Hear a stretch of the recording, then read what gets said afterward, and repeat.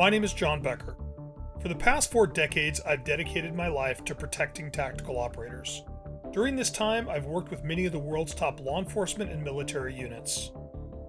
As a result, I've had the privilege of working with the amazing leaders who take teams into the world's most dangerous situations.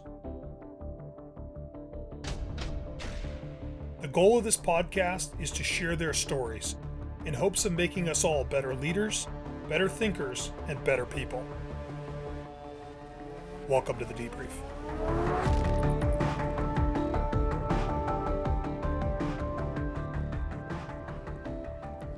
My guest today is Kevin Sear. Kevin is Inspector with the Royal Canadian Mounted Police and is the current commander of the RCMP Emergency Response Team for British Columbia, which is the second largest tactical unit in Canada. Kevin has been with the RCMP for 22 years and has been with the team for 7 years. He has a master's in law from Osgoode Hall Law School and has published internationally in law and criminology journals. He teaches incident command for the Canadian Police College. Kevin, thanks so much for joining me today. Thanks for having me, John. Why don't we start with kind of your personal history, your background, education, when you started with RCMP? Sure, yeah. So I grew up on the east coast of Canada in New Brunswick, just north of Maine. I went to university. I did my undergraduate actually in mathematics and physics. And when I was finishing my degree, I had pretty decent marks. So I had like 3 different job offers. One was as an actuary, which is like just crunching numbers for a financial firm. And the other one was going to do graduate level mathematics. And the other thing I'd done during my final year was apply to the Royal Canadian Mounted Police. Because, and I can't pin when it happened, but ever since I was a kid, wanted to be a cop.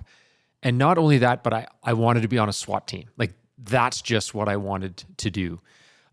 So I turned down those other job offers, which probably wasn't the best financial decision of my life, but probably the best happiness decision of my life.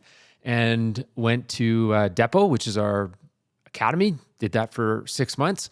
I then was posted up. So maybe I'll start explaining on how the RCMP works, because it's significantly different than how American policing works. And if I don't say it, nothing I say will make sense. So the RCMP is, first of all, it's a federal policing agency. So it is the American equivalent of the FBI, ATF, and DEA. We only do one, RCMP. So we do our international drug smuggling, we do financial crime, we do all that stuff. But the way it works is certain provinces, so the equivalent of a state, can contract the RCMP to do their state policing. So instead of having, like, imagine if a state, instead of having, their state patrol or their state troopers, they'd be like, hey, why don't we get, contract the FBI to do uniform policing? We take those contracts as well. And then some cities also contract us for their city policing. So we do municipal, provincial, and federal policing all in one agency.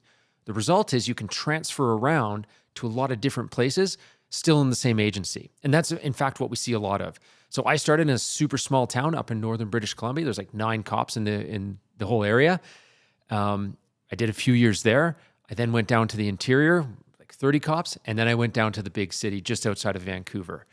Along the way, got into the SWAT program, which we call Emergency Response Team, but I always usually just say SWAT just because most people, it's the colloquial term. Yeah, it's become the brand. Exactly. So we call it ERT. It's SWAT. It's the exact same thing. I got into the SWAT program as a collateral duty officer. So a lot of our program is, you just do it off the side of your desk. You train when you can. Except in the big city, just outside of Vancouver where I am now, it's a full-time team. And so I got onto that full-time team in 2014 and stayed there for 3 or 4 years. Left, I took my commission. I had to leave to get commission, always with the intention of coming back to the team as the OIC.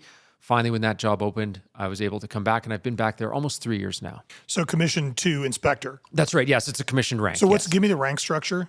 So it's a paramilitary organization. In fact, the RCMP is a cavalry unit officially, which is kind of cool. So it's constable is your base level. Then you get corporal, sergeant, staff sergeant, sergeant major, but there's only a few of those. And then you get into the commissioned ranks, which we call the white shirts. And you have inspector, superintendent, chief superintendent, assistant commissioner, deputy commissioner, and commissioner. So it's very similar to American law enforcement. It's just different nomenclature. Yeah, probably like some British influenced nomenclature to it, right? Yeah. And it strikes me as you're talking about it, the kind of the RCMP's approach to, your FBI, LA County sheriffs, and LAPD kind of pressed into one vertically, and that's more of a European model than it is the American model, because we have so many small municipalities and we're divided up so much that there's 18,000 law enforcement agencies in the United States. Well, that's right, and there's only 180 in Canada. So although you guys have 8 times the population, you have 100 times the law enforcement agencies. And I think there's some advantages and disadvantages to either model. The advantages to our model is, like you said, my team gets to engage in, we're doing barricade and drug warrants on a daily basis, which really helps us prepare for, the armed shipboarding, for the migrant vessel, or the hostage taking on the ferry, or the hijacked airplane, or whatever we need to do. So we get a really broad spectrum of operations, which helps. And you get a lot of reps, which helps. Like I always say, we run about 200 to 220 calls a year. We have 200 times a year that we make mistakes and learn from them. And that's our secret sauce, is we've just exposure. What's the population that you cover, that your team covers? How big a population? Yeah. So so my area of operations is not the city of Vancouver, but all the suburbs and cities around it. In total, we cover 12,000 square miles. Most of that is just like mountains there's no reason to go up there. But our population is about 2.3 million that we provide service for. So you've got, just to put it in perspective for, U.S. law enforcement, you've got a quarter of the population of the city of Los Angeles and about the same volume of call-outs that LAPD SWAT would have. Yeah, but it's always it's really hard to compare, because we would probably engage on some lower threshold calls that might be handled by other units. And like LAPD's got, I know they've got a fantastic guns and gangs unit that does a lot of high level arrest. Whereas in our agency, we'd be doing those, they have all alternatives. So I think it's very difficult to compare, because it's not apples to apples. Which is one of the things that I think is most interesting, and part of the reason I wanted to sit down with you is it's such a unique approach. And I think there's other things we'll talk about later that I think are interesting for teams that are listening. Why don't we start with the origin story of the team? When did the team begin? Like what was the genesis of the team? Yeah, so the genesis of our program was back in the 80s, like late 70s, early 1980s, when you started to get, the Munichs, the Iranian embassy. And for us, the big, seminal moment was the Turkish embassy. So we had I think it was 83 or 85, some Armenian terrorists took over the Turkish embassy, shot and killed the guard, took the ambassador's family hostage. The ambassador was able to flee, but he fled out the window and broke his ankle or broke his leg in the backyard. And so he was not ambulatory, so he was stuck there. And it was only a 4 or 5 hour siege. Is it Ottawa? This was in Ottawa. Yeah, this was in Ottawa. Yeah. So on the heels of when you map that incident, although it was handled quite capably by the city police force, you map that onto how bad it could have been, and that there was really no solution to that. And you could still find the news story from it. And, they're talking about, the sharpshooters have been, deployed, and it's some dude with a shotgun. Yeah. It's just, these guys have no equipment. They've got no training. So that's when the RCMP started they called it the Special Emergency Response Team, so a SERT. And of course, listen, at the time they were already experimenting with, emergency response teams and, it's like smaller scale, part-time, collateral duty, SWAT teams, et cetera, et cetera. But this was the first foray into a higher level of team. And so they got the SAS to come over and give them their startup training. And in fact, to this day, we still have a lot of that SAS verbiage in our operations. So, we're not the 1, 2, 3 side houses. We're, white, black, red, green. You still get that, that old school, Papa Lima Yankee, Papa Lima Golf. And it's kind of neat. It's part of our heritage. And I think we might talk about how that heritage, though, we've had to move away from some of it because it was handcuffing us to the past in some ways. And I think we're going to talk about that a little bit later. But yeah, I think it's so just about every team had its origin. I mean, Munich was really, if you go back to a single event, Munich was the seminal event that drove the development of special tactics and counterterrorism worldwide, because that was a very public, very violent, very, ugly resolution. And everybody said that, I don't want this to happen here. And then, of course, with the '84 Olympics coming to the U.S. in LA, that drove the development in the U.S.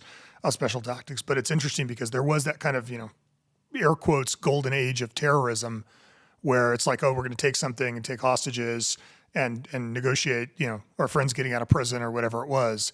And it's you watched over from 72 to mid 80s when you guys developed this kind of like, we don't know what to do, we're kind of figuring it out, and there's a distinct switch there that flips right around Prince's Gate, where if you are a hostage taker and you take hostages, you're going to die. You're all going to die, and the hostages are going to be rescued, and that tactic then stopped being used. And it's kind of, Ottawa was kind of one of those events at the tail end of that, where you could see like, yeah, the game has changed because SAS, GSG-9, Delta, DevGru, all these groups started to form and started to train everybody. And you saw this kind of fusion of law enforcement and military tactics, which was, it sounds like, the origin story for the team. Yeah, well, one of the interesting little footnotes buried in our origin story is that the original mandate of that special emergency response team was as a lethal force option. Like that's how it was envisioned. In the original documents, it says, this team is for when all other efforts have failed and precise lethal, force is to be used. Like they're like a kill squad. Like that's how they were designed. Yeah. That is not our reality anymore. Can you imagine if that was my mandate? Like, hey, listen, patrol guys, when you can't do anything, you call us and we'll take care of it. Like, that's not the reality anymore. De-escalation didn't exist. Less lethal didn't exist. Like none of these things existed. These guys were designed for a very, very, very narrow mission set. And I think it took a long time for us to realize that some of the leadership and operational strategies that we were learning from those higher tier teams are not always applicable to the broader spectrum of operations that we're engaging on. Yeah, like I've spent my career working with state and local, federal, and DoD. And the way that DoD entities worldwide view the use of force is a switch. When we make a decision to deploy the military, we are throwing on the hell switch. We will turn the hell switch off when there's a surrender. And so force is viewed very binary. Have we reached sufficient provocation to meet our rules of engagement? Okay, send the Marines. And I think when you saw like the evolution of first in Somalia and then Afghanistan, where we're getting more into peacekeeping missions, you saw this kind of blurring where law enforcement tactics started to be used. Somalia, LA sheriffs trained the Marines for Somalia because force wasn't a switch anymore. Right, the enemy was no longer, a von Clausewitz battle of two guys with tanks. It was an insurgent embedded in a civilian community, and I think that initially that's kind of, if you look at NYPD, SU had the machine gun squads, and like the initial response was, oh, we'll just build a bunch of trained killers and then they'll go deal with it. But then they quickly realized, like, no, it's not a switch, it's a rheostat, and now it's a rheostat with media coverage. That you have to not only get the dimmer switch correct at the end, you've got to start it at the right position and be able to turn it back down. And so I think that's part of what kind of drove not only your team's evolution but everybody's evolution. Yeah, I like that analogy a lot. That's excellent. That's the way we've always explained it when we're trying to explain to military leaders. Like when I was doing the first briefings for Operation United Shield in Somalia, and we did all the non-lethal gear for the Marine Corps. And I ended up in a lot of conversations with people that were way above my pay grade talking about like how less lethal works and how, you have to reach provocation under rules of engagement. And so that was the easiest way to explain it is it's the difference between an on-off switch and a dimmer switch. And the dimmer switch has gotten very complicated now. It's got about 800 settings. And if you get it wrong, we're going to charge you with a crime. So Ottawa happens. There's the initial CERT teams. And then how does the team evolve from there? Yeah, so concurrent to that, there was the establishment of, the collateral duty ERT teams. And, it was, when I joined the program, I think it's 20 years ago now, you got 2 days a month training. Your equipment was bare bones. We had like iron sights on our MP5s. Like everyone in the business knows the history, 20 years ago. And we had a lot of part-time teams kind of everywhere. I think we had about 10 or 12 in the entire province, something like that. Our team started as a full-time team in 2006. Oh, wow. Before the 2010 Olympics. So until then, yeah. it was all this, all these part-time efforts and, tons of ERT trained members kind of just going to calls when they could, sort of thing. In 2006, it was just too expensive to run those multiple programs. So they amalgamated into a single program for all the police stations in the area.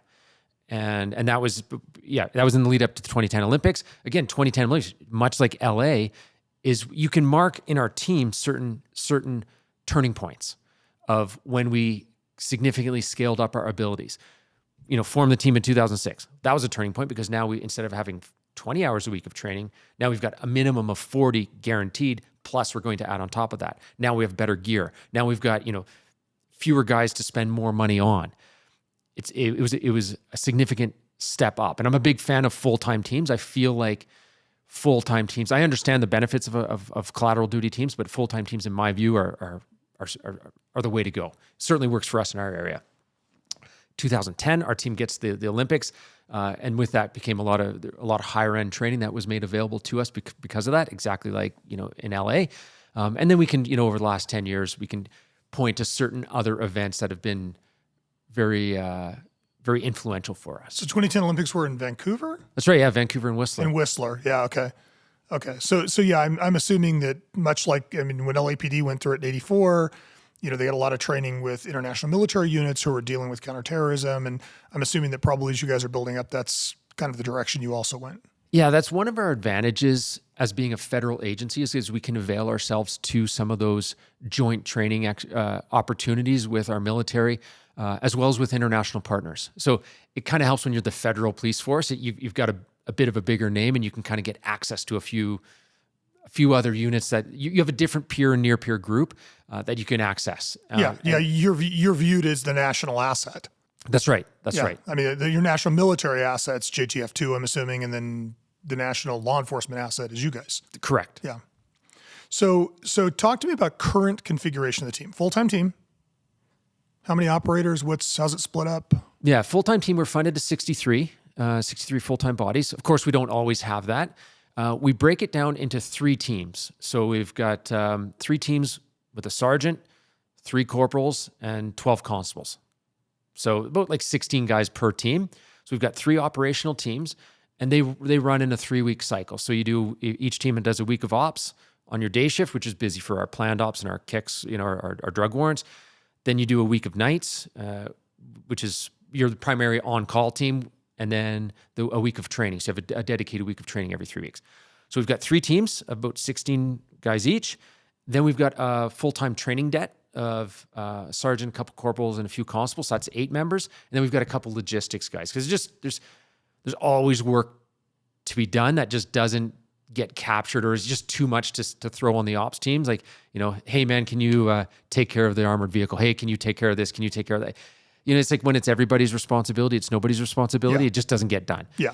So even if everyone has the best intentions, so we focus that on a few logistics guys who actually, quartermaster and keep our vehicle fleet running and keep our training building going. It's a huge job for those guys. So basically you have day duty for 1 week, you have night duty for the next week, and then you're training for a week. Yeah. And you're in this constant rotation, the 3 teams. That's right. So we've taken the deployment strategy of not spreading our resources out so we have 24/7 coverage.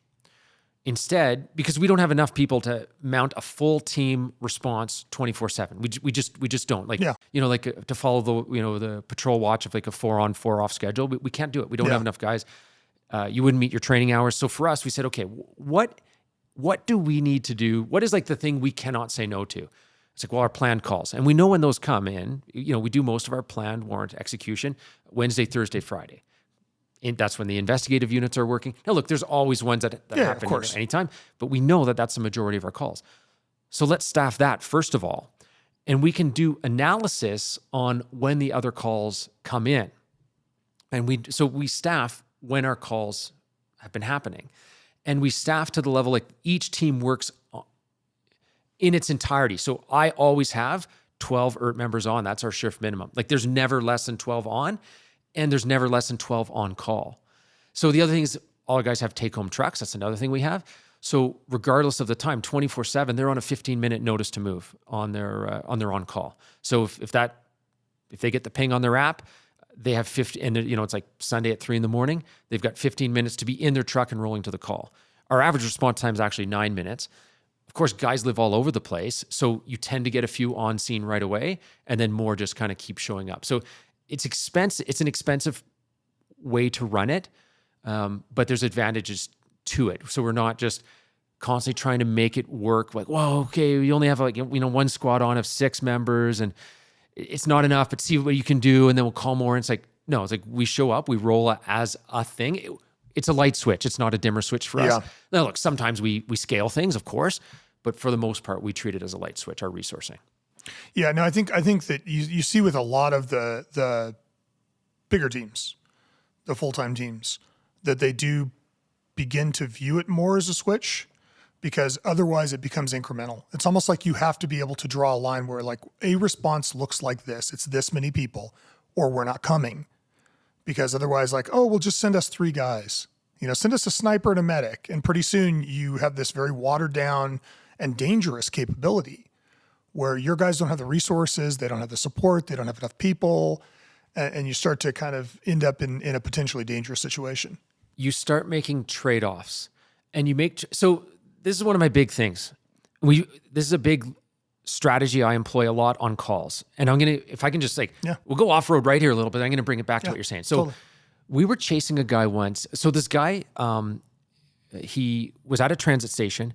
He shot a transit officer, plainclothes transit police officer who had approached him. These 2 plainclothes guys, they scope this guy kind of acting hinky. He takes off running, runs up to the platform. They approach him, turns around and shoots the transit officer like a few times point blank. Takes it in the vest, takes one in the hand. He's able to return fire. The guy doesn't get hit. The guy takes off on foot. They track him about a quarter. All the witnesses are saying, of course, flood of officers. The witnesses are like quarter mile away. Like he went that way, to a known drug house. And it's like, okay, well, great. He's in this drug house. So we this is actually right by our office. So we're there quick. Solid lockdown on that place. He didn't get out.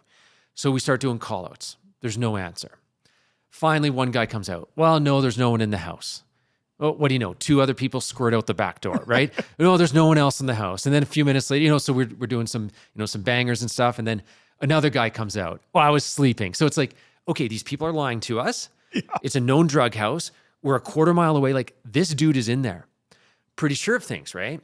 We send in our drone, too many locked doors. So it's almost like a rooming house. And everyone keeps their doors closed with a lock on it because otherwise people steal their stuff. Because they're a bunch of drug dealers who are stealing from each other. Yeah, they steal each other. Yeah. So we can't clear it with our tech. It's too much crap on the floor for the robots. And the challenge was, well, how are we going to clear this house? We're still going to gas it. We're a pretty gas-centric team. Seems like a solid plan. Well, what happened though is that all of a sudden, this is taking a bit longer. Oh, the witnesses are starting to be a little unclear on things. Oh God. It's not, well, the clothing doesn't make sense. And it's like, well, that's easy to explain away. Like, when are witnesses ever reliable?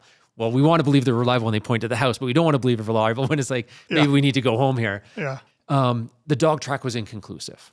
And the back track was inconclusive. Like, well, maybe it got contaminated. We're starting to download some good video from the scene. That guy's not associated with the house. So it's like, I'm not sure he's in there now. He could still be in there, but we're not sure. So the question is, I've got essentially, 3 choices. I could pack up and go away. We're not going to do that. We could gas the house out. Oh, and here's the other thing. The house was owned by a police officer who rented it. This is like a whole area that's going under, it's probably going to be a great neighborhood 15 years from now. Yeah. Right now it's not. And a guy running from a sudden flood of police cars is not a weird reaction in that neighborhood. Yeah. So it's like, I'm not sure if that guy's in there.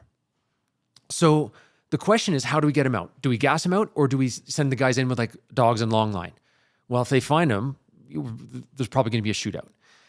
But if I gas the house, well, if he's not in there, you just bought a house. Well, that's not true for us. But yeah, I opened the argument of someone laying some civil liability there, and I came to the conclusion there that if I do things, if I conflate the decision of if I want to clear that house with how I want to clear that house. If I conflate those two into a single question, I'm asking for trouble. So if I need to clear the house, is a yes. I cannot leave, right?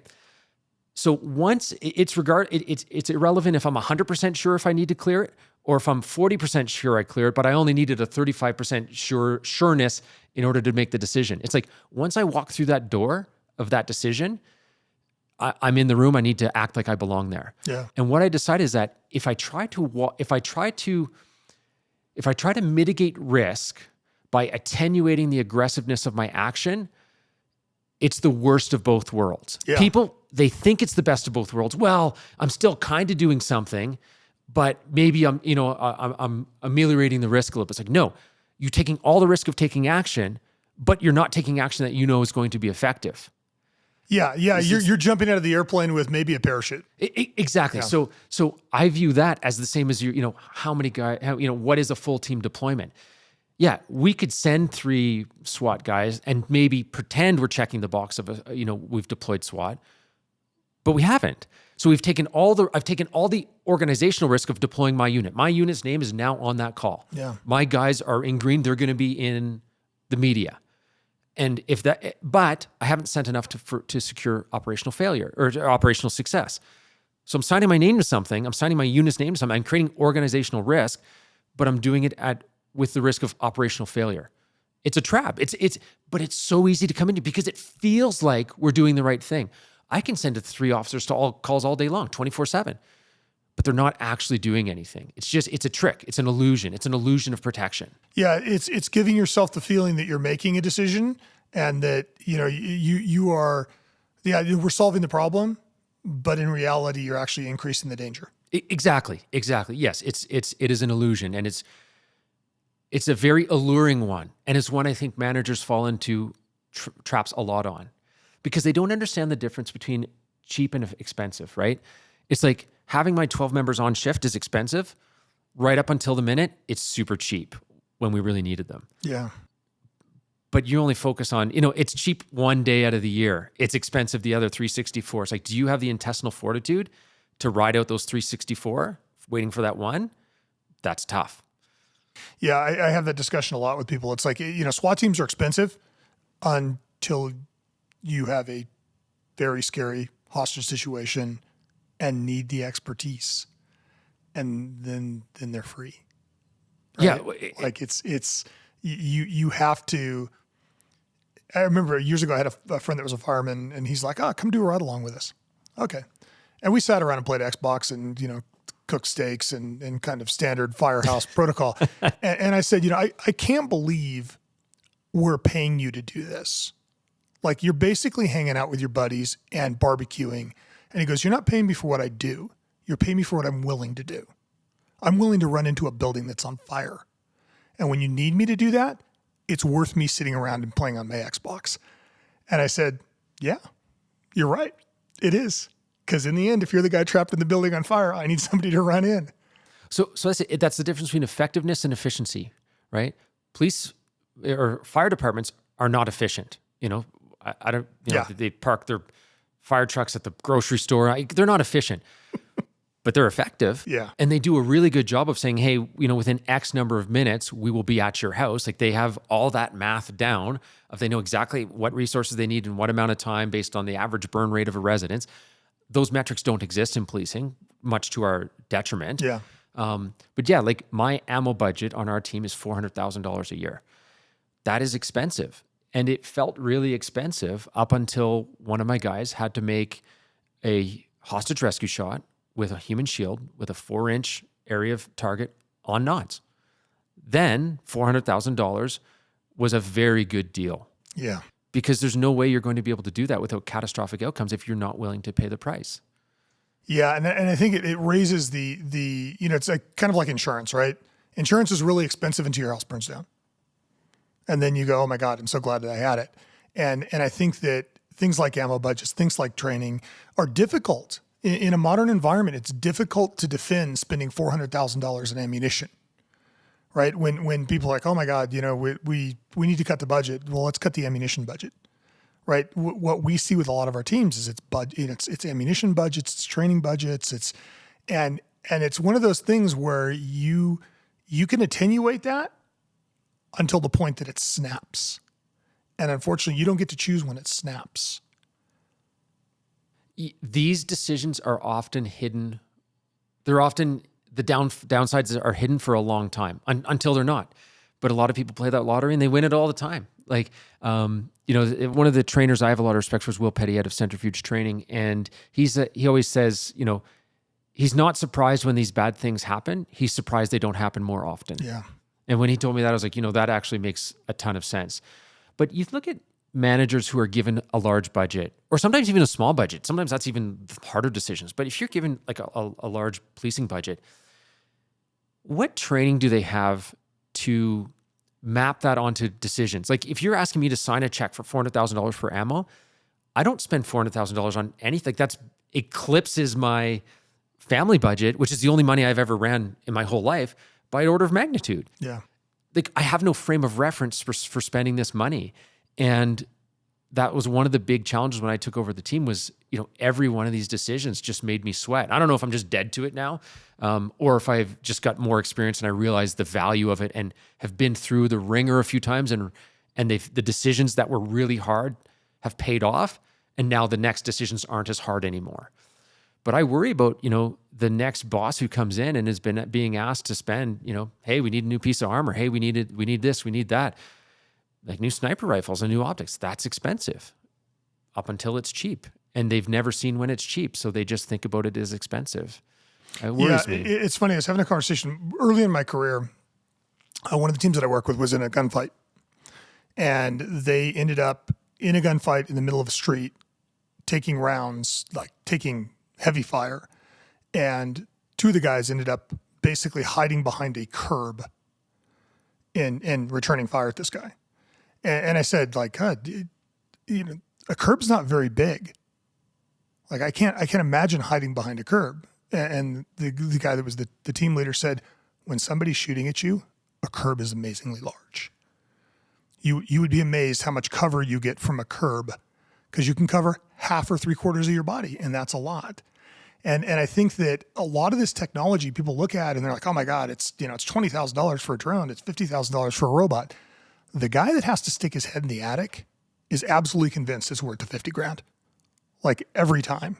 And part of my day job is fighting that argument of like, well, why are we spending so much on technology? Why, and chiefs of police are always like looking at the SWAT team and saying, well, we don't really need armor. Why do we need to buy, why do we need to buy a Bearcat? It's like, well, when you're having to go somewhere without armor, you quickly realize how valuable the armor is. And, we went through this whole demilitarization thing in the US. We're like, well, they want to take away armored vehicles.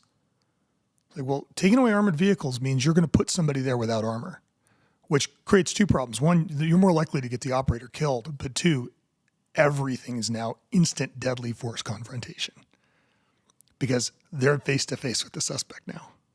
Yeah, it's a really short-sighted thing. I think there's another side to the coin, though, on the when to spend money. And I know, and this is something we've battled on our team a lot, is, there's not an infinite budget. Of course.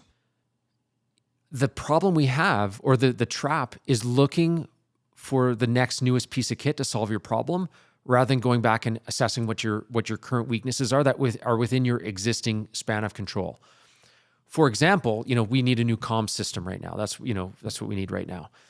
Well, okay, but what can we do right now to tidy up the way we're talking on the radio? Because sometimes we have verbal diarrhea on there, and it's causing problems. Or we're not using the right pro words, or there's a million things we could do to clean up our comms that has nothing to do with buying a new comms system.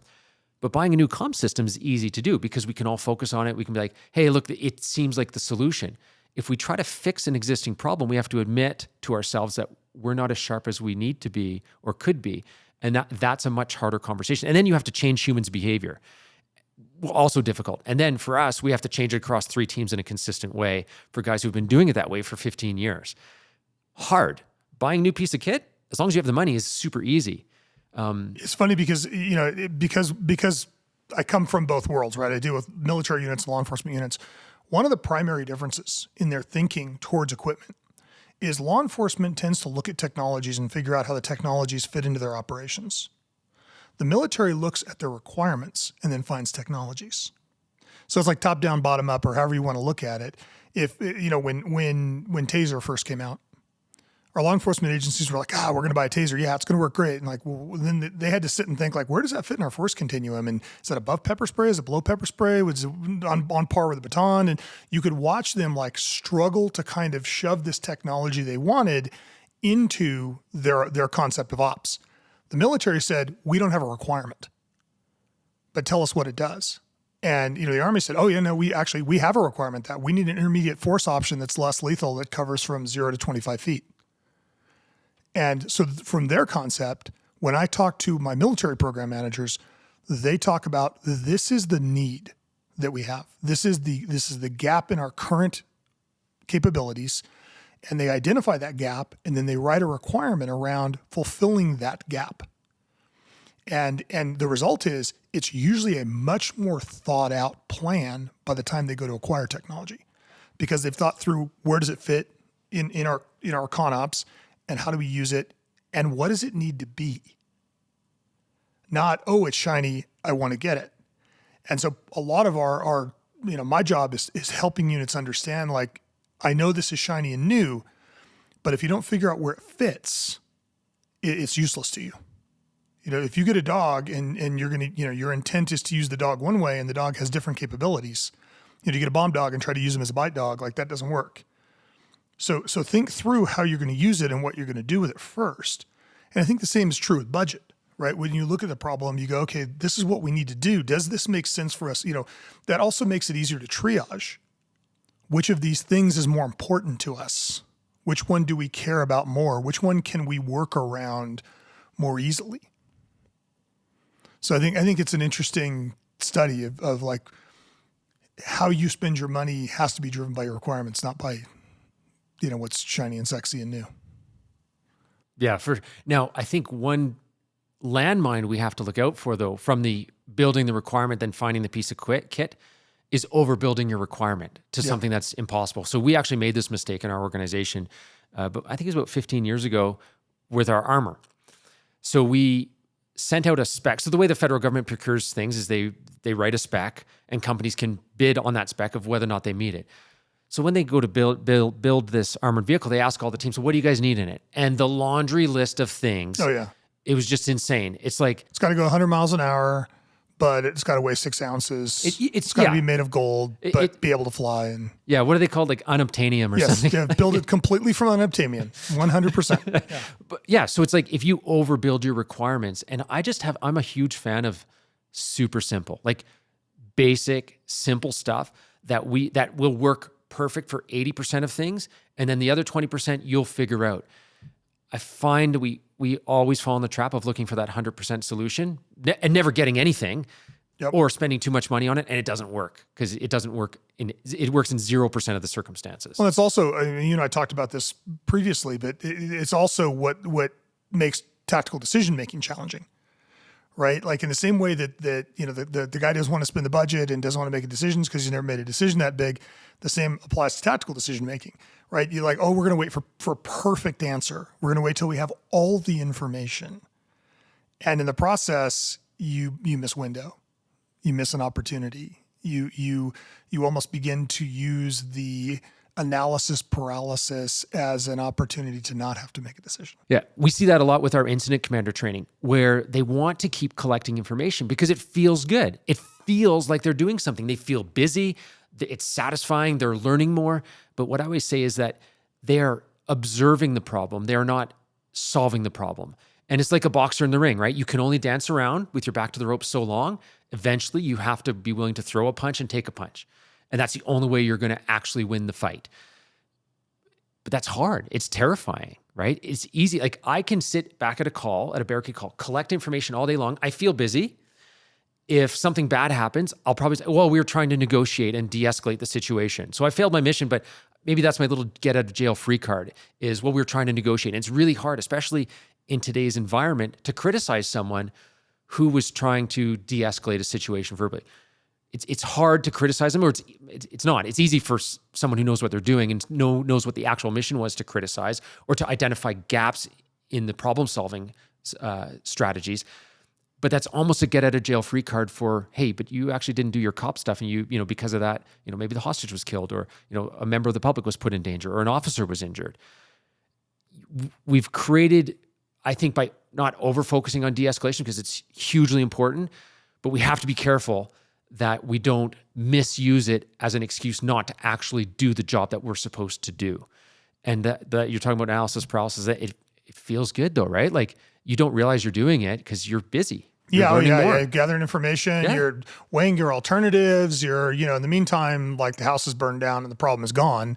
It's funny because I was recently on a podcast called Coffee and Change, and one of the things we talked about was, as a society, we're creating expectations of our law enforcement that are diametrically opposed and cannot coexist.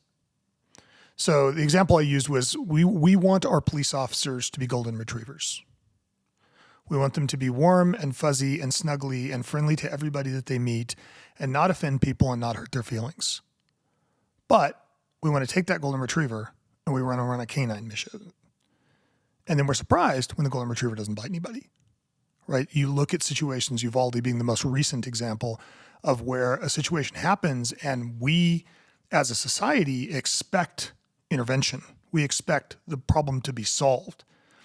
And yet we've brought, a pack of golden retrievers to the party. We've promoted the people that were not willing to take chances. We've promoted the people who didn't have any bad outcomes and haven't made mistakes in their careers and have avoided difficult assignments. And then we hand them a school shooting. And the net effect is an hour and 17 minutes of people standing around unable to do anything. And it's like we have to decide as a society, do we want a canine or do we want a golden retriever?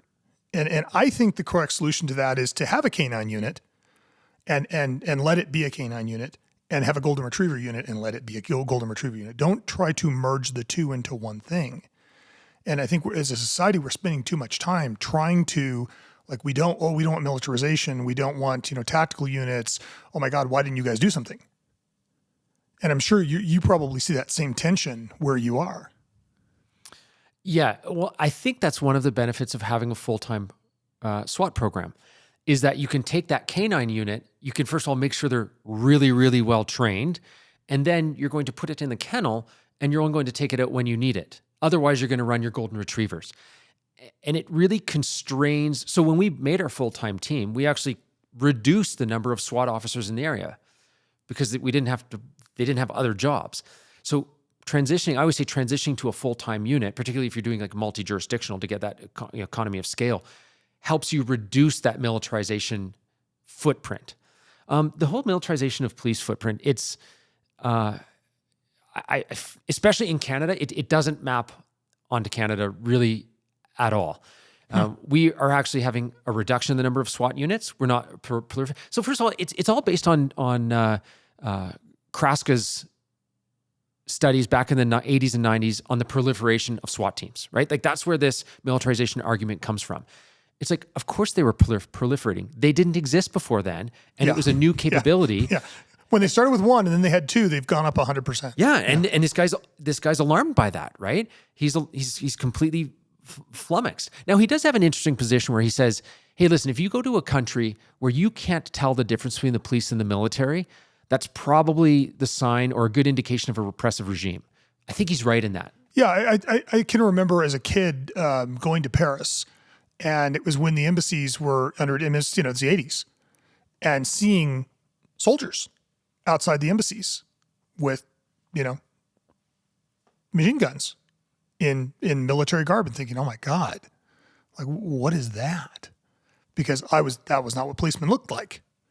And in that situation, it made perfect sense. But it is, you're right. The more the military looks like the law enforcement or becomes like the law enforcement, you are more likely to see, a repressive regime.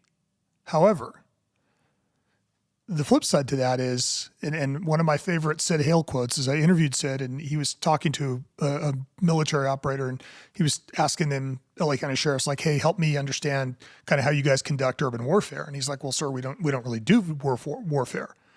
And he said, well, are they shooting at you? And he goes, well, yeah. And he goes, you guys shooting back? And he goes, yeah. And he goes, well, that's warfare. He's like, if they're trying to kill you and you're trying to kill them, that's warfare. And I think it's easy for us to forget that 99% of law enforcement is, it's community service. But the 1% that you guys are tasked with dealing with is frequently very violent. And there isn't a big line between, quote unquote, military tactics and law enforcement tactics. And I think the war on drugs kind of conflated those two.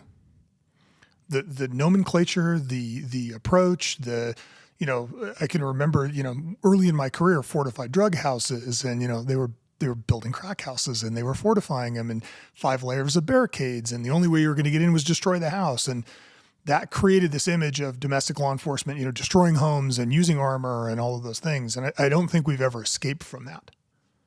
Yeah. So I think, the root authority of the police is to use state-sanctioned violence to impose the will of the government, right?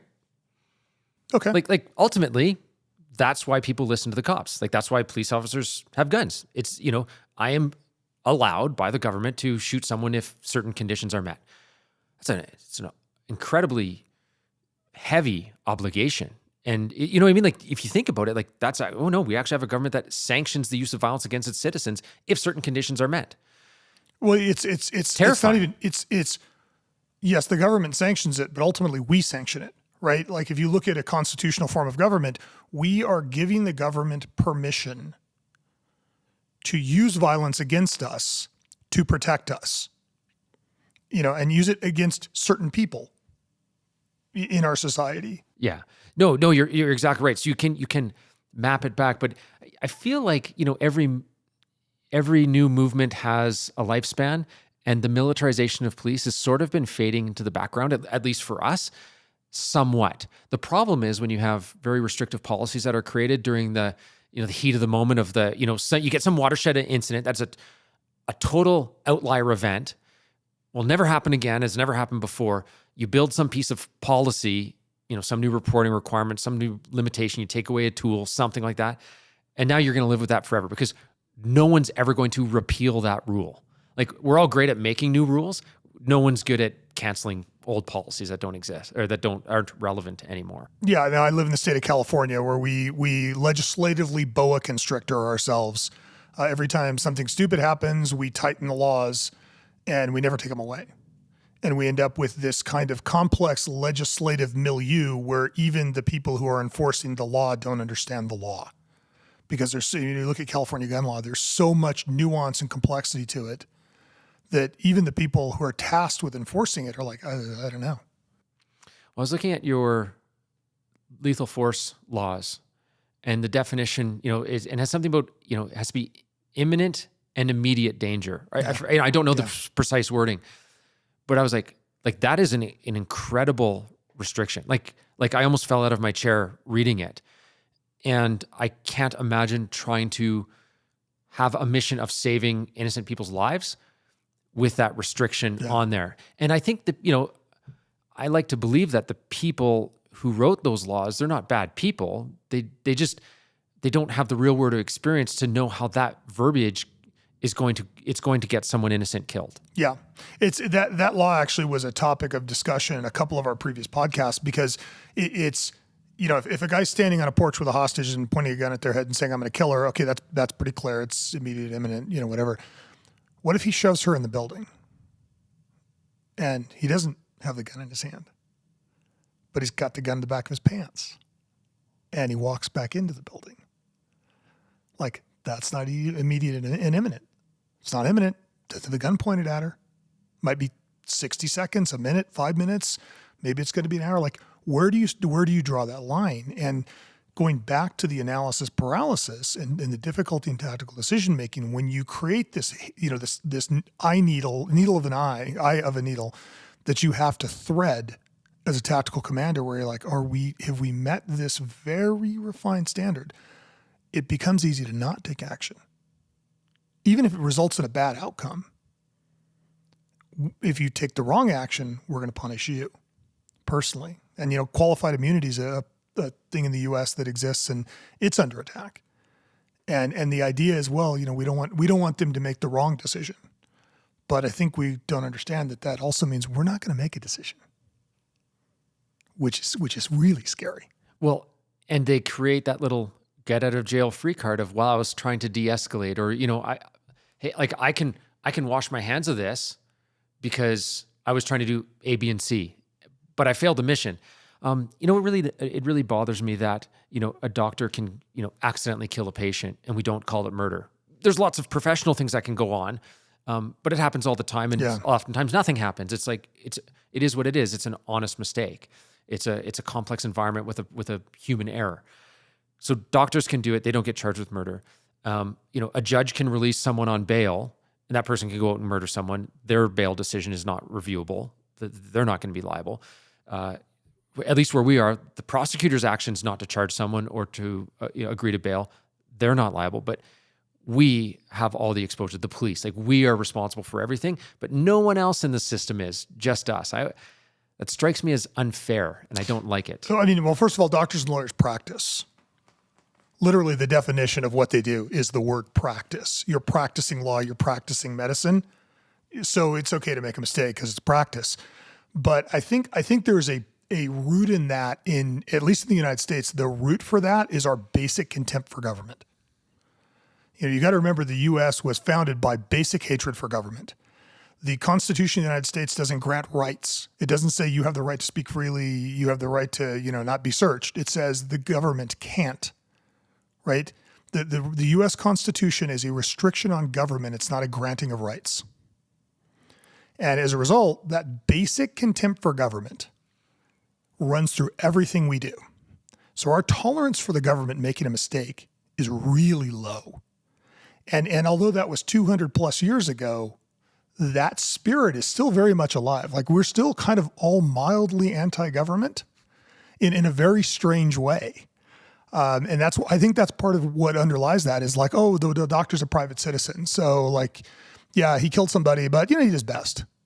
But this guy that works for the SWAT team, he works for the government. And the government killing somebody's not okay. And so we're going to persecute this guy. So for all the similarities, when I come down here on courses, the similarities between how Canada runs SWAT teams and how the US runs SWAT teams is remarkably similar. But there's always these little cultural differences.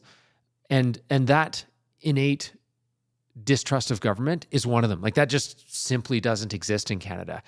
That's, I think, this is me guessing, why we see larger police agencies or a federal agency. Imagine a federal agency that also does state level work and municipal level work. We don't allow that. No bueno, right? No one would like that. Because the city, it doesn't trust the county, and the county doesn't trust the state, and the state sure as hell doesn't trust the federal government. Yeah, and when you look, especially how the RCMP works, is our commissioner is actually, I believe, the position is the equivalent of a deputy minister. It reports to the Prime Minister's office, it reports to the Minister of Public Safety. So there's not even the insulation that you would see, reporting to a municipal police board that a city police agency would. We're probably a little not separated enough from government.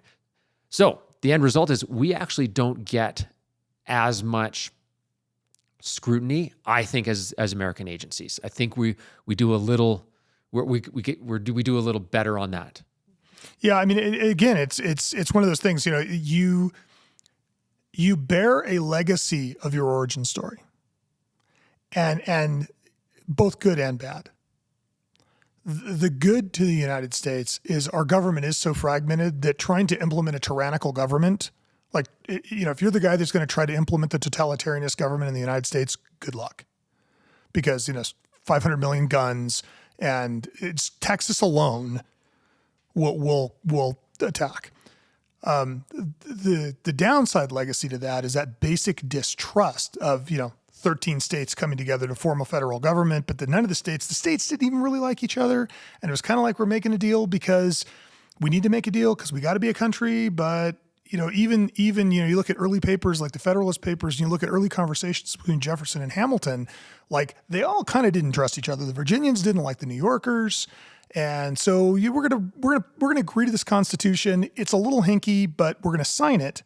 but we're all agreeing we're going to come back, we're going to do a Bill of Rights, and we're going to make sure that the states have the ability to own guns, and the federal government can't prohibit it from speaking. And, that's the origin story for the Constitution. But that has led to this still kind of carrying over into us kind of not trusting government. And our agencies bear the scars for that. But, one of the things that you and I talked about earlier was kind of how the origin story of SWAT teams and the kind of, SAS and these early militarized routes of responding to terrorism are complicating modern law enforcement, modern tactical problems, and how you are looking at, kind of, it's all built around a coordinated attack. And that's kind of how the system was thought through, but that is complicated for warrants and other current operations. Yeah. So we had a problem with some of our operations just being clunky, and we weren't being super responsive, and we were really, really slow. And the team leaders were getting super frustrated with the incident commanders. And I was like, man, why is this? So let's look back to the origin stories.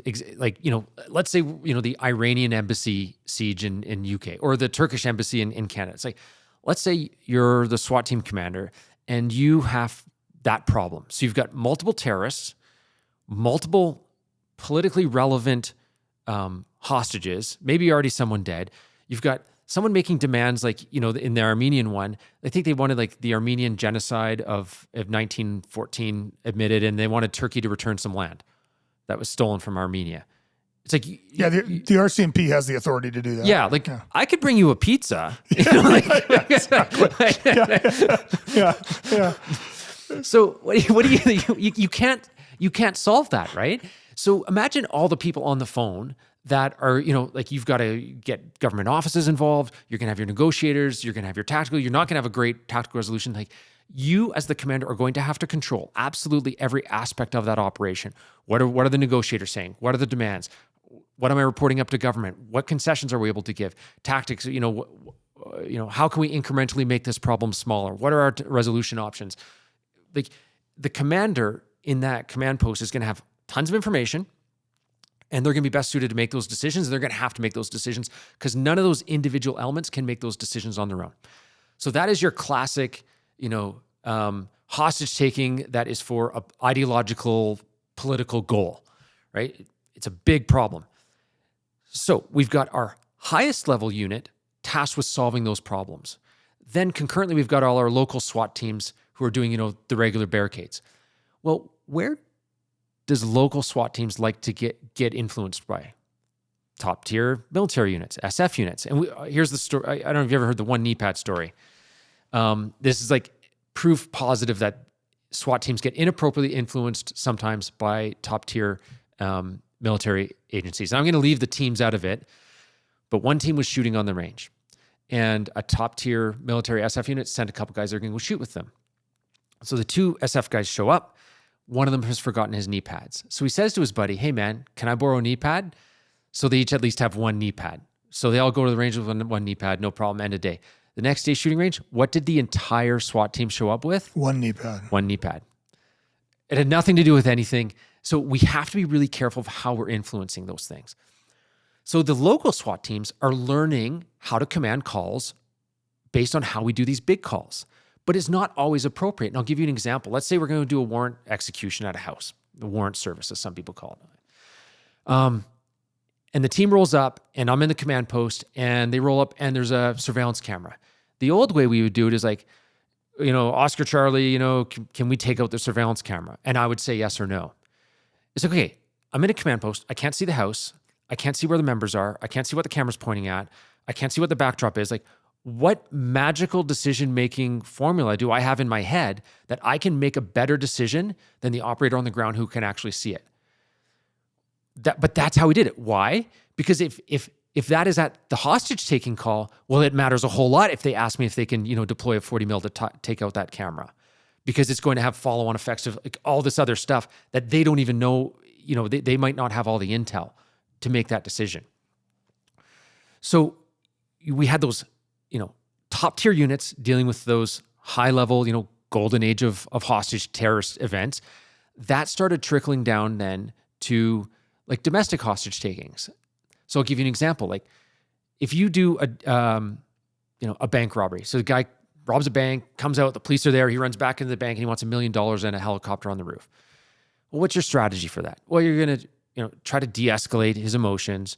You're going to probably do some sort of give and take negotiation strategy because you want his $1 million and a helicopter roof, which seems reasonable to him. He feels like that's a good deal based on his power. You're going to erode that to the point where him coming out and getting a smoke before going to jail is a good deal. Yeah, where he gets a pizza. It's going to get a pizza. Here's your pizza.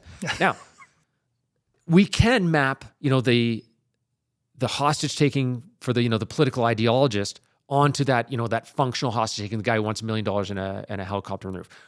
A lot of those strategies are applicable. But when we go to a domestic hostage taking, where the guy doesn't want $1 million, he has what he wants. He has his wife, his ex-wife, at the end of his gun, and he's got the new boyfriend already dead. If you apply that long-term give and take negotiation strategy, you are gambling with that woman's life. Yeah. And we've been on that call. So we've learned the hard way that you cannot map that origin story directly onto your tactics or onto your command principles. So one thing that, if we wanted to boil it all down, I say that the person who should be in charge of making decisions is the person who has the appropriate training to do so and has the best situational awareness and has the appropriate amount of time to make that decision. If you're missing any one of those three things, it can quickly unravel. So one of the worst habits I've seen on SWAT teams is that, the chief's in charge of the call or the deputy chief is in charge of the call. It's like, what expertise do they have? They might not have any training at all. It's like, well, it's the highest ranking guy, he's now in charge. It's like, no, that's completely wrong. The highest ranking person in charge can support the decision maker, but they don't have to be the decision maker. One of the most powerful decisions you can make is delegating your command authority. And that's something we do a lot of now. So we just pre-brief things on, hey man, if you run into a camera and we're on a warrant execution, just take it out. Like, don't ask me questions that I don't have any situational awareness to answer. Why you ask me that? It's because we didn't talk about it beforehand. We didn't pre-brief enough. Like, we had a command failure. But I think that requires two things. It requires first that the command staff have faith in their operators and they're enlisted, for lack of a better term, to make good decisions. And second, it requires leadership that understands delegation of authority, understands that expertise. And I know one of the things that you're really passionate about and we've talked about is how we're training our future tactical leaders. So kind of as a last topic, why don't we pick that up a bit? Like, what are your thoughts on how we should be training our future command staff, future tactical leaders? Well, I think first of all is we have to train them. I mean, it sounds so silly, but honestly, I was given command of the second largest SWAT team in Canada, and I had no leadership training at all. So I had command training, how to run an incident command, but that's different than actual leadership training. Hey, if you want to achieve a different mission, or you want to change tactics on something, or if you want to, you want to change the schedule, or you have a new budget constraint, how are you going to deliver that out to the team? I had zero training in it. So I think we have to make, first of all, almost any training is better than no training, but we have to do something. I think one of the biggest gaps we have, and we've hit on it, is teaching our leaders to be courageous. Maybe it's just me. Maybe I'm a wimp. But when you ask me to sign a budget of $18 million of expenditures, and most of that's salary, but it's like, you need me to spend $200,000 on new sniper rifles and optics. I'm sorry, that feels scary to me. I feel afraid of making a mistake. When we go on a call and I have to approve whether it's a go or no go, I feel the pressure, this weighing pressure that it's going to be, that maybe I'm going to make a mistake, maybe I'm going to be criticized, that professional risk is just enormous. Maybe I'm going to do something that is going to get the agency sued. So I think one of the keys is we have to teach our leaders that it's okay, that you just expect it. Expect that feeling of you're not going to feel sure ever. And if you're looking for sure, like, listen, If you wanted people to be 100% confident in their decisions, there's no worthwhile decisions to be made that require that. That's just process. If you're 100% sure, then you are a spreadsheet. Like if I could just... You haven't made a choice. Yeah, you haven't made a choice. Yeah, you filled in the it is spreadsheet. a decision because there is an uncertainty involved. Yes, and it sucks. Like, it sucks. Yeah. Maybe I'm a wimp. I don't think so, but I find these things scary. It weighs on me heavily. Well, and it's interesting because if I said, hey, Kevin, I want you to walk across this 2x4 sitting on the ground, you go, okay. And you'd walk across the 2x4 and you wouldn't be scared and you wouldn't worry about it. Kevin, I want you to walk across this 2x4. It's 1,000 feet in the air. And it's over shark-infested waters with alligators and concrete blocks. It's an entirely different decision. It's really not. It's exactly the same decision. But the consequences of the decision go up so much that your ability to make the decision is compromised. And part of the problem with the way that we are treating modern tactical leaders is you are making imperfect decisions in confusing circumstances and don't believe and don't trust that if you make a mistake, we're going to protect you. Right? You go back to the doctor. The doctor feels empowered to make the decision because if he makes a mistake, even if he gets sued, he has malpractice insurance. Your malpractice insurance is unemployment or being charged with a crime. And I think that, one of the things that I try to teach when I teach culture-centric leadership is if you are a leader, you have to empower the people below you to make decisions, and they have to trust in you that you will not crucify them as long as they made a good, grounded decision. Like, yeah, it can be, people make mistakes, but if it isn't a bad act, we shouldn't punish it. The problem is we don't understand that. And so we raise that 2x4 up to 1,000 feet. And if you make a mistake, you're going to fall off the 2x4. And as a result, you're no longer comfortable walking across it, which you could do 100 out of 100 times on the ground. But we've created this artificial pressure for you to make that decision that actually ends up making you less likely to make the right decision. I think we do one worse too. I think what happens next after the catastrophe or after the crisis, we all have a tendency, I think, to focus on how we manage that crisis, and we'll congratulate ourselves. So say I'm the deputy chief, you're the chief, and we get one of our officers gets killed on a call. We now have to manage that crisis, and we're going to work really hard. We support the rest of the team that's on. We're going to reach out to the family. We're going to do all those good things, and we're going to be very capable at it because we got our jobs for a reason, and we're going to feel good about ourselves. The tragedy of the event will weigh heavily on us, but we'll feel like we did a good job leading. What we rarely do in policing is look back and say, wait, why was that officer on that call by themselves? What deployment policies have you and I decided on here that created that circumstance in the beginning? Why is our 2x4 1,000 feet in the air over shark-infested waters? So I always say, people think I have an exciting job. My job is to make my job boring, painfully boring. I want to mitigate as much risk. I want to walk on 2x4s on the ground all day long. Sure, it's exciting to walk on. And what people do a lot of the times is they don't mitigate their risk in advance. They successfully get across that 2x4 1,000 feet in the air, and it feels exciting and exhilarating. And they treat that as evidence of their great leadership and risk management skills. Hey, we survived the 2x4 walk of death. It feels good. No, that should feel bad to you. That should feel bad. And then if you fall, it should not feel good to you that if you somehow survived the fall because you're a great swimmer in shark-infested waters. No, that's bad. Why was it your 2x4 up there in the first place? So I think we fail in two realms simultaneously. We don't mitigate the risk in the first place. If we survive, we congratulate ourselves on how awesome we are. And if we fail, we don't ever we congratulate ourselves on how we managed to survive the crisis. Look, almost no crisis is going to bring down an agency. These are government bureaucratic offices. They're incredibly robust. Almost nothing you do is going to make or break anything. It's a game of increments, right? It's a game of inches, and it's a game of inches to make your job super boring. I think we miss that sometimes because exciting is fun. I completely agree. Why don't we finish? I want to run you through some just kind of quick answer questions and to conclude our time together. And these are, off the top of your head, give me your one sentence or whatever. What do you think your most important habit is? Is this where I say like I journal every morning and take an ice cold bath and yeah?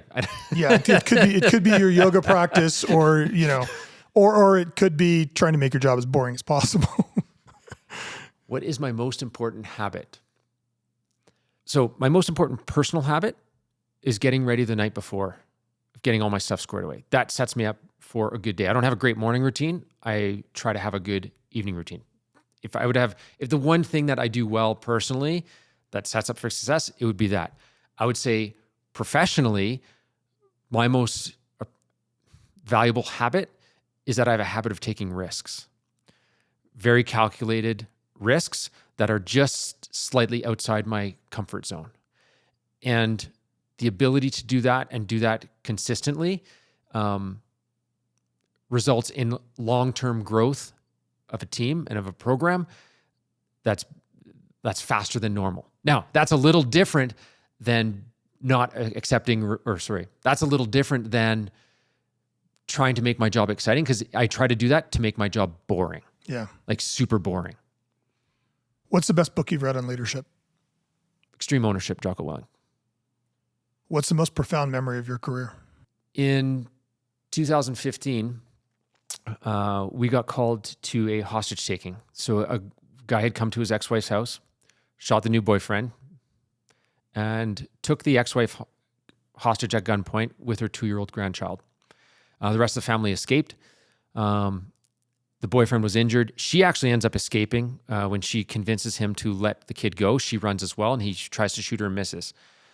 The incident commander, so I was the team leader on the call. It was my first time team leading a call.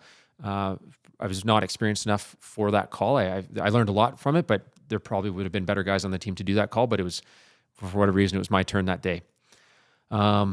So I don't profess to have, any sort of tactical excellence that was displayed that day. My cup was full for sure. But my most profound memory is we got called to do the IA plan, the immediate action, so the emergency rescue of the injured victim. And the suspect was waiting for us. He was waiting for us in a dark hallway in a crouched position with an SKS. We were able to, the two guys in front of me were able to take care of that threat. I didn't have an ARC. So you never want to be the guy at the back of the bus trying to make the shot. That's just not a good move. Nope. So it kind of bothers me that, I was almost there. I feel a little useless, but I was able to give a great witness statement that resulted in the guys getting cleared, and he shot himself almost simultaneous to us shooting him. So it was a very dynamic event. But I say that because I remember as we were approaching the house, I realized I was pretty sure one of us was going to get shot. Could have been me. And I realized that it really wasn't me making the sacrifice if that were to happen. It was my family that was going to make the sacrifice, because I would be dead. I would have. Yeah, your problem is solved. My problem is solved. At the time, my wife was going through stage 3B breast cancer, which is triple negative, which was, if you get one, that's not one you want. And my daughter was, I think, about 7 years old. And so this, briefly entered my brain as I was approaching that door. And I was like, well, I realized that I'm actually living my dream job because my family is taking the risk. And my family is the one that are going to ultimately pay the price. It's not going to be me. And I've never been able to rationalize that. I've never been able to square that away to a point of comfort in my soul. And I don't know if there's a way to do it. I can't think of a better place for us to end than that statement. Thank you so much, Kevin. I appreciate you doing this. Thank you.